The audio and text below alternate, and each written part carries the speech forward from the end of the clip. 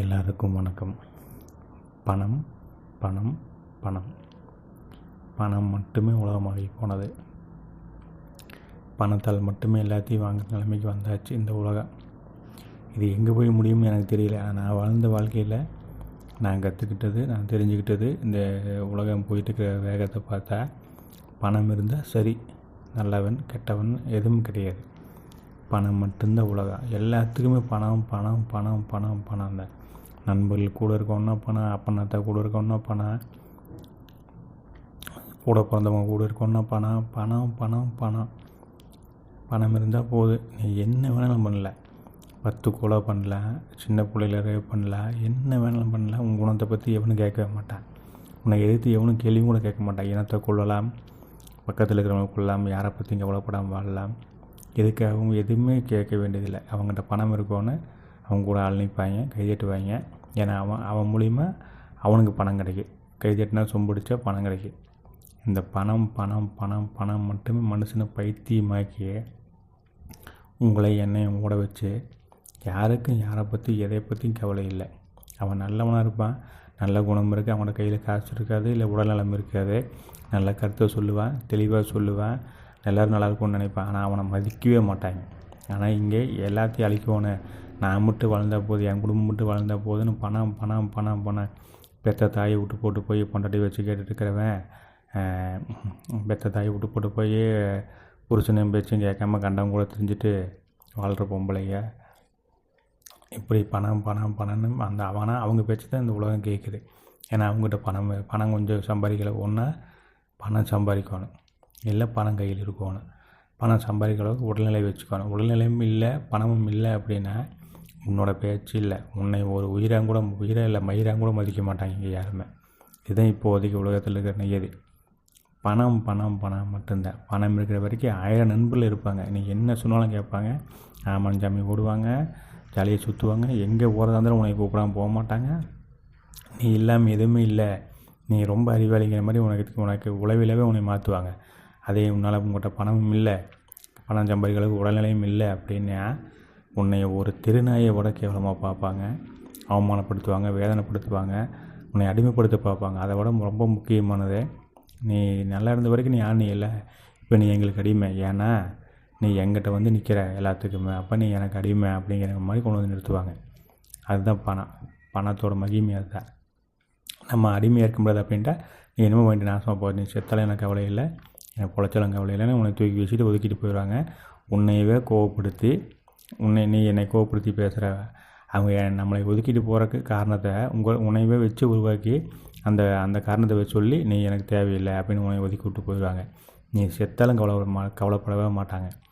நீ இப்போதைக்கு இருக்கிற நிலைமைப்படி நீ சாக போகிறப்பமே பாக்கெட்டில் 5000 ரூபா பணம் வச்சு தான் நீ சாகணும். தற்கொலை பண்ணிட்டு சாகிற மாதிரி இருந்தாலுமே மனவேதனையில் தாங்க முடியாமல் இப்போ வாழவே முடியாத இந்த உலகமே வேண்டான்னு இப்போ நீ தற்கொலை பண்ணிக்கிற நிலைமை வந்தாலுமே பணத்தை 5000 ரூபா பாக்கெட்டில் வச்சு தான் சாகணும். ஏன்னா நீ செத்ததுக்கப்புறம் மின்மயானத்துக்கு பணம் கட்டணும், அதுக்கு 5000 ரூபா பணம் வேணும்.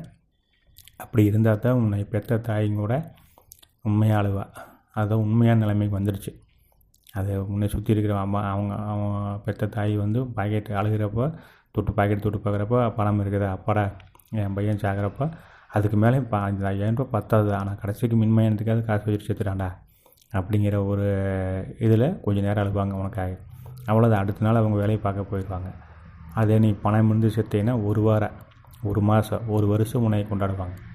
ஐயோ நீ தான் சாமி, என் சாமி இருந்த வரைக்கும் எனக்கு யாரும் இல்லை, என்னை நல்லா பார்த்துக்கிட்டு இருந்தா அப்படின்னு பெற்றதாகி சொல்லு. கூட இருந்த நண்பர்களை அவனை மாதிரி நல்லவன் யாரும் இல்லைப்பா, எங்கே வேணாலும் தப்பு பண்ணுவானப்பா, எங்கிட்ட தப்பு பண்ண மாட்டானப்பா அப்படின்னு சர்டிஃபிகேட் கொடுப்பாங்க. பணம் பணம் பணம் மட்டும்தான். அப்புறம் கம்பேர் பண்ணுவாங்க. அதை நம்ம திருப்பி கம்பேர் பண்ணோம்னா நம்மளை கெட்டவன்பாங்க. இப்போ அவன் வந்து நம்மளை கம்பேர் பண்ணுவான், டே நீ இப்படி இருக்கிற, அவன் பாரு உன்னை மாதிரி அவன் இருக்கிறவன் அவன் அப்படி பண்ணுறான் பாரு அப்படின்னு கம்பேர் பண்ணுவாங்க.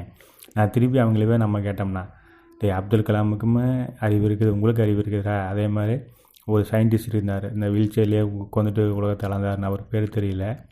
சரி, அவருக்கு இருக்கிற அறிவு உங்களுக்கு ஏன்டா இல்லை? அவர் எல்லாத்தையும் உலகத்தையும் அளந்தாள்றா, அப்துல் கலாம் ராக்கெட் கண்டுபிடிச்சாள்றா, நீங்கள் என்ன கண்டுபிடிக்கல அப்படின்னு கேட்டோம்னா, நீங்கள் எகத்தாலும் திமிரு பேசுகிற, நாங்கள் சொல்கிறத கேட்க மாட்டேங்கிற, நீ விளக்கம் கொடுத்துட்டே இருக்கிற எதுக்கிறத்தனமா அப்படின்னு சொல்லிட்டு இப்போ கூறுகட்டத்தனமாக பேசுவாங்க பாருங்க, முட்டாள்தனமாக. ஒவ்வொரு மனுஷனுக்கு ஒரு தனித்திறமை இருக்கிறா. ஏஆர் ரஹ்மானுக்குமே இளையராஜாவுக்கு இருக்கிற திறமை தோனிக்கு ரோஹித் சர்மாவுக்கு இருக்காரா? தோனிக்கு ரோஹித் சர்மாவுக்கு இருக்கிற திறமை இளையராஜாவுக்கு ஏஆர் ரஹ்மானுக்கு இருக்காரா? இவங்களை அந்த வேலையை பார்க்க சொன்னாலும் அவங்கள இந்த வேலையை பார்க்க சொன்னாலும் முடியாதுடா. ஆனால் 2 பேருமே கைங்கள் நல்லா இருக்கிறவங்க தான். 2 பேருமே உலக புகழ், 4 பேருமே உலக புகழ் பெற்றவங்க தான். அதுக்காக ரஹ்மான்கிட்ட போய் கிரிக்கெட் விளையாட சொன்னால் விளையாடுவாரா? தோனிகிட்ட போய் மியூசிக் போட சொன்னால் போடுவாரா? ரோஹித் சர்மா தான் மியூசிக் போட போகிறாரா? இல்லை இளையராஜா தான் இப்போ 6 அடிக்க போகிறாரா? ஃபஸ்ட்டு பாலில் ரோஹித் சர்மா மாதிரி. இது என்னங்க இது? இளையராஜாவுக்கு வர்றது இளையராஜாவுக்கு வரும், ஏஆர் ரஹ்மானுக்கு வர்றது ஏஆர் ரஹ்மானுக்கு வரும். அதே மாதிரி தோனிக்கு வர்றது ரோஹித் சர்மாவுக்கு வர்றது உங்களுக்கு எனக்கு வராது. நீங்களும் கிரிக்கெட் விளையாடுவேன், நானும் கிரிக்கெட் விளையாடுவேன். ஆனால் ரோஹித் சர்மா மாதிரி நம்ம அடிக்க முடியாது, தோனி மாதிரி நம்ம அடிக்க முடியாது. அது அவங்களுக்கு ஒரு திறமை. ஒரே ஃபீல்டு இருக்கிறவனாலேயும் ஒருத்தர் மாதிரி இன்னொருத்தர் இருக்க முடியாதுங்க. நம்ம வேறு, நான் வேறு, அவன் வேறு. ஏன்டா கம்பேர் பண்ணுறீங்க? பிறந்த குழந்தைய எப்படி கம்பேர் பண்ணக்கூடாது, அதே மாதிரி யார் குழந்தைகளை கம்பேர் பண்ணக்கூடாதுன்னு சொல்கிறேன். அதே மாதிரி யார் கூடயும் கம்பேர் பண்ணக்கூடாதுங்க சாகிற வரைக்குமே. அது வயசு வித்தியாசம் இல்லைங்க. யாரையும் யார் கூட கம்பேர் பண்ணக்கூடாது. அவனுக்கு இருக்கிற வியாதிக்கு அவனால் அடுத்தவங்க கூட கம்பேர் பண்ணுறத விட, அவன் அந்த வியாதி குணப்படுத்த முடியாத வியாதியாக இருக்குது, அவன் சாகிற வரைக்கும் அதுதான் விதின்னு சொல்லிட்டு அவன் அதில் ஒரு மூளை யூஸ் பண்ணி அவன் அதை வேலையை செய்வான். ஆனால் இவனுக்கு குணப்படுத்த முடியிட்ட வியாதியாக இருக்குது, அதுக்காக இவன் போராடுவான். ஆனால் அவனையும் கம்பேர் பண்ணுவாங்க. உங்களுக்கு என்ன தாண்டா பிரச்சனை? வயிற்று வலியும் தலைவலியும் அவனுக்கு வந்தால் தானே தெரியே. தயவு செஞ்சு அதையே புரிஞ்சுக்கங்கடா. பணம் மட்டும் முக்கியம்தான், பணம் வாழ்கிறதுக்கு ரொம்ப முக்கியம்தான். ஆனால் நீங்கள் அவங்கள்ட்ட இருக்கிற நல்ல குணத்தையும் அறிவையும் நீங்கள் ரொம்ப கேவலப்படுத்துகிறீங்க. வர்றா மேலுமே உங்கள் வீட்டில் ஒருத்தருக்கு இது வந்தால் மட்டும்தானே உங்களுக்கு இது புரியும். அப்போ தெரியுண்டா நீங்கள் இந்த பாடுபடுத்தினது. அந்த ஒருத்தன் கீழே விழுந்து ரொம்ப கஷ்டப்படுறோன்னு நீங்கள் படுத்துறீங்க. வர்ற ஒரு பாடு பண விஷயத்தை வச்சுட்டு பணத்தை காரணம் காட்டிக்கிட்டு கேட்டால் ஒரு நாளைக்கு 100 ரூபாயாவது சம்பாதிக்கணும்டா, இல்லாட்டி நீ எல்லாம் சரிடா. நீங்கள் சொல்கிறது எல்லாமே சரிடா. ஆனால் இதே உங்கள் வீட்டில் வந்தவனுக்கும் இதை சொல்லுவீங்களா? நீ பெற்ற பையனுக்கு நாளைக்கு இது நடந்துருச்சு, அவனுக்கு சறுக்கு கீழே விழுந்துட்டான், எந்திரிக்க முடியாத காலத்தில் கிடக்கிறான், அவங்ககிட்டையும் போய் இதான் சொல்லுவியா? நாம் இருக்கிற நீ தைரியம் பாருன்னு சொல்லுவியா? யோசிச்சு பாருங்கடா. அவன் இடத்துலேருந்து யோசிங்கடா. அவன் ஒருத்தனுக்கு இருக்கிற மாதிரியும் இன்னொருத்தனுக்கு இருக்காது. நீ யோசிக்கிற மாதிரி நான் யோசிக்க மாட்டேன், நான் யோசிக்கிற மாதிரி நீ யோசிக்க மாட்டேன். அப்துல் கலாம் இருக்கிற அறிவு எனக்கு இருக்காது, எனக்கு இருக்கிற அறிவு அப்துல் கலாமுக்கு இருக்காது. இது இயற்கை. இப்போ ஒரு பிரச்சனைனா அப்துல் கலாம் ஒரு மாதிரி யோசிப்பார், நான் ஒரு மாதிரி யோசிப்பேன். என்னை அவர் கூட கம்பேர் பண்ணணும்னு தப்பாக நினச்சிக்காதீங்க. ஒரு எக்ஸாம்பிள் சொல்கிறேன். அப்துல் கலாம் மாதிரி எல்லோரும் யோசிக்க முடியாது, எல்லாரும் மாதிரி அப்துல் கலாம் யோசிக்க முடியாது. புரியுதுங்களா? அதை புரிஞ்சுக்குங்கடா. பணம் முக்கியம்டா. ஆனால் இந்த பணத்தை வச்சுட்டு நீங்கள் பண்ணுற பாடு இருக்குது தெரியுமா? ஒன்று தாங்க கடைசியாக பணம் வேணும். இல்லைன்னா பணம் சம்பாதிக்கிற அளவுக்கு உடல் ஆரோக்கியம் வேணும். இல்லாட்டி நீங்கள் உலகத்தில் இருக்கக்கூடாது. இந்த உலகத்தில் பணம் இல்லாட்டி பணம்தான். அவங்க அந்த மாதிரி தான் நடத்துவாங்க. படுக்க வச்சு மேலே ஒன்றும் கூட இருப்பாங்க. அவங்களோட மசுறு மாதிரி கூட உங்களை மதிக்க மாட்டாங்க. கெண்டைக்கால் மசுறு மாதிரி கூட உங்களை மதிக்க மாட்டாங்க. மானம் கௌரவமாக அப்படின்னெல்லாம் பார்த்துட்டு ரோசமெல்லாம் இருந்து வாழ்ந்தோம்னா இந்த உலகத்தில் பணம் இல்லாமல் வாழக்கூடாது. அப்படி இல்லாட்டி பணம் சம்பாதிக்கிற அளவுக்கு உடல்நிலை வச்சுருக்கணும். இந்த ரெண்டுமே நம்மகிட்ட இல்லைன்னா இந்த உலகம் உங்களை வாழவே விடாது. அடிச்சுக்கிட்டே இருக்குது 24 மணி நேரம். அடிக்கி பெற்ற தாயிலேருந்து, கூட பிறந்தவங்கலேருந்து, நண்பர்லேருந்து, சின்ன பசங்க பெரிய பசங்க யோசிக்க முடிப்பாங்க. எல்லாம் கேவலப்படுத்துவாங்க. பசங்க பிள்ளைங்க நீங்கள் அன்பாக ஆசை காட்டி வளர்த்த புள்ள வரைக்கும் எல்லோரும் அடிப்பாங்க. அவனுக்கு வலிக்குமான்னு ஒருத்தரும் யோசிக்க மாட்டாங்க. அவங்களுக்கு அந்த பிரச்சனைக்கிற ஒரு மனுஷனும் உங்களை மாதிரி நம்மளை மாதிரி அவங்களும் ஒரு மனுஷன்டா, அவனுக்கு வலிக்கு உணர்வுலாம் இருக்குது அப்படின்னு யோசிக்கவே மாட்டாங்க. டக்குன்னு தூக்கி வீசிட்டு போயிடுவாங்க. அதே நல்லா இருக்கிறப்ப தூக்கி வீசவே மாட்டாங்க. சரி விடுங்க, பரவாயில்ல விடுங்க, மன்னிச்சுக்குவாங்க. அப்போ மட்டும் உடனே மன்னிச்சிடுவாங்க.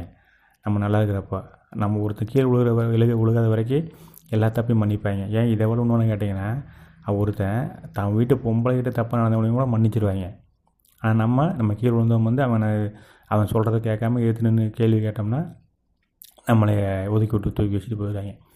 நம்ம தீண்ட தேக்க ஜாதி மாதிரி நம்ம மூஞ்சியில் முழித்தோம்னா அவங்களுக்கு தப்பாக நடக்கிற மாதிரி சகுனஞ்சேரிகள் அப்படின்னு சொல்லுவாங்கள்ல, அது மாதிரி நம்ம மூஞ்சியில் முழிக்கவே மாட்டாங்க. அப்படி வெறுத்துருவாங்க பார்த்துன்னு. ஆனால் அவங்க வீட்டு பிள்ளைகிட்ட தப்பாக நடந்தான் பார்த்தீங்களா, அவனை போய் கொஞ்சிட்டு இருப்பாங்க. அவன் வண்டி போட்டு நின்றுருப்பாங்க வார்த்தை வந்துட்டு. இதுதானுங்க இந்த மானங்கட்டானது. இது பணத்துக்கு உண்டான மரியாதை. அவங்கள்ட்ட பணம் இருக்குது, பணம் சம்பாதிக்கிற அளவுக்கு அவங்களோட கையில் உடல்நிலை நல்லா இருக்குது, அதனால் அவன் நல்லா போயிடும், அவனை மன்னிச்சிடுவாங்க. இதே அவனும் கீழே விழுந்துட்டு இதே இந்த தப்பு பண்ணியிருந்தானா அவனை இன்னும் என்னையை விட வச்சு மற்றவனோட கேவலப்படுத்திருப்பாங்க. இது எல்லாம் என்ன ஒரு மனநிலை இவனுக்கல்ல. நல்லா இருங்கடா. ஆனால் பணம் இல்லாமல் பணந்த உலகம், பணம் இல்லாமல் வாழ்கிறத விட பணமாகிறது நல்லது என்னை பொறுத்த உலகு. எல்லாருக்கும் ரொம்ப நன்றி. எல்லாத்துக்கும் நல்ல எண்ணங்களை விதைப்போம் தயவு செஞ்சு. உலகம் சமநிலை பெறவே